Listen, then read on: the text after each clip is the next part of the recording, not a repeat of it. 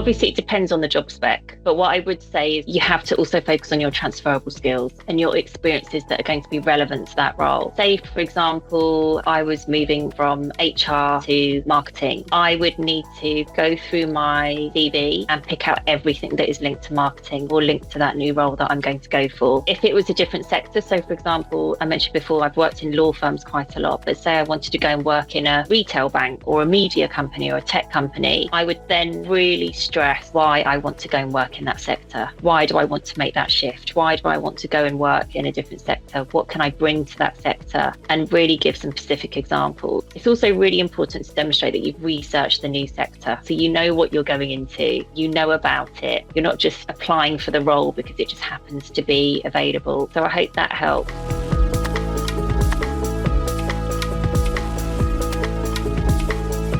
Yes, I think that is important. Again, if it's relevant to the role that you're going for, depending on where you are at in your career. So if I was to apply for a new role next month, I probably wouldn't talk about when I worked in the supermarket when I was 16 years old. I probably wouldn't talk about the time when I was a research assistant in university. However, if I was going for a research role, I probably would talk about that. But really think about what is your most relevant career examples that you want to showcase. And then you can still talk about all the other roles that you've done by just listing them, but you don't necessarily have to go into detail about what you did. So people can just even see, oh, actually, they have delivered other roles. They have got lots of experience, but you're going into more detail with the roles where you think that is going to make me stand out.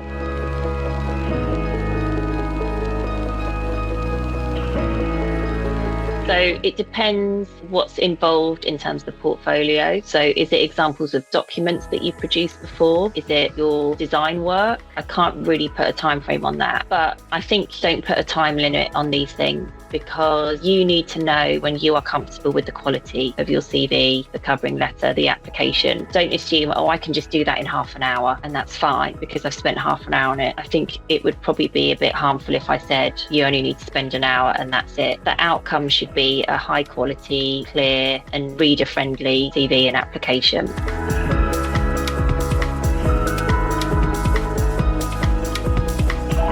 Yes, so I work with lots of individuals who self-identify as neurodivergent. I call them neurostrengths. And I think it really is up to you as an individual. You might be asked to declare anything that's classed as a disability or anything that's classed as a neurodiversity. It's up to you then to choose if you wish to share that. You might want to think about when is the right time for me to declare that I have a particular neurodivergent that would be helpful for my employer or for my manager or for my team to know about. That might be in the interview stage if you feel comfortable. It might be actually when you start a role just to explain, look, actually, this is how I thrive in my work, or this is the support or the systems that I need around me to make sure that I can contribute fully, or these are the situations where actually I might need a little bit of encouragement or support, and share some clear examples. But I would also recommend you seek lots of different advice and guidance from specialist websites about how to approach that, because again, there are so many different neurodiversities which can benefit from different things in place in the workplace. I guess I'm lucky I work with a lot of organisations who